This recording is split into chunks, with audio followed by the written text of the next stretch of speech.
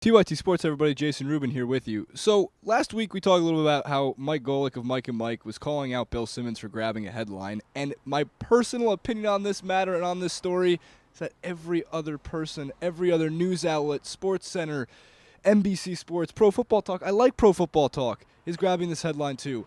The reason I'm saying this is because it could have been released next week, 6 weeks, 6 months. It's nothing changes till the end of the season. The headline is Kevin Love will seriously consider opting out, maybe to join the Lakers. Now, why the Lakers? Kevin Love played his college career at UCLA. He was a beast at UCLA. He on the Cavs right now, he's part of the new Big Three with Kyrie Irving and LeBron James. And the whole reason for this opt-out is that there is a clause in his contract that says he can opt out at the end of the season. Now, there's a lot for the Cavs to prove. LeBron James, Kyrie Irving, Kevin Love all together looking to play better as the season goes along. And I'm not one to jump to judgments and the snap judgment that LeBron James is going to go 500 this season. The team's going to be better than that. Now, getting to the more important point, is Kevin Love really going to go to the Los Angeles Lakers? Well, no one can really predict anything, and it wouldn't be the most shocking thing in the entire world.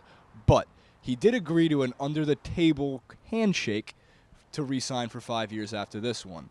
So another big part of this story comes from Chris Bosh, who said it is hard to play with he didn't say it's hard to play with LeBron James, but in his words, it's going to be very difficult for him in context with Kevin Love playing with James.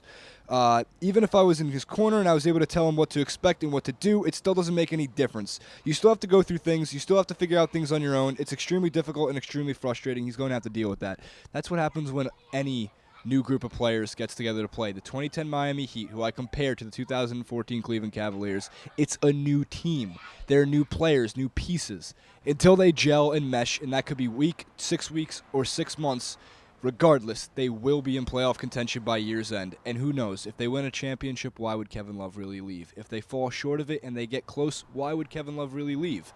If they don't make it or they get kicked out earlier in the rounds, maybe it's interesting. Maybe there's more money in LA for him to play with. But until then, it's a headline, and that's all this is. Until season's end, TYT Sports, Jason Rubin. Follow me on Twitter at JasonRubin91. Follow TYT Sports on Twitter at TYT Sports.